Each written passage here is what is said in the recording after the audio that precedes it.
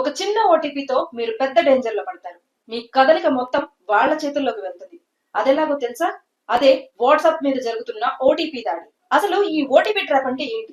స్కామర్లు మొదటగా మీకు వాట్సాప్ నుంచి కాంటాక్ట్ అవుతారు. బై మిస్టేక్ మాకు రావాల్సిన ఓటీపీ మీకు వచ్చింది, మీరు మాకు షేర్ చేయండి అంటూ నైస్ గా మాట్లాడతారు. స్కామర్ల వలలో పడి ఆ ఓటీపీ చెప్పేస్తారు. ఇక అంతే, మీ దగ్గర ఉన్న వాట్సాప్ లో ఉన్న కాంటాక్ట్స్, చాట్స్, డేటా మొత్తం వాళ్ళ చేతుల్లోకి వెళ్ళిపోతుంది. ఇక అప్పటి నుంచి మీరు డేంజర్ జోన్ లో ఉన్నట్టే. మీ ఫోన్ లోనే కాకుండా వాళ్ళ దగ్గర కూడా మీ వాట్సాప్ లాగిన్ అవుతుంది. ఇక తర్వాత మీ ఫొటోస్, కాంటాక్ట్స్ వాడి డబ్బు వసూలు చేస్తారు. మీ పేరుని చెడగొడతారు. ఈ వాట్సాప్ ఓటీపీ ట్రాప్ లో పడేది ఎక్కువగా ఎవరో తెలుసా?